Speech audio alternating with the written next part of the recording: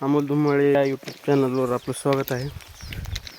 टिपटिप चालूच आहे आणि या टिपटिप पडणाऱ्या पावसामध्ये आपण आपल्या विहिरीवर आलो.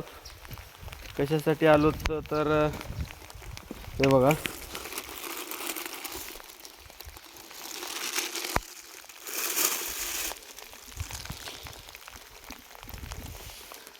ते दिसतंय.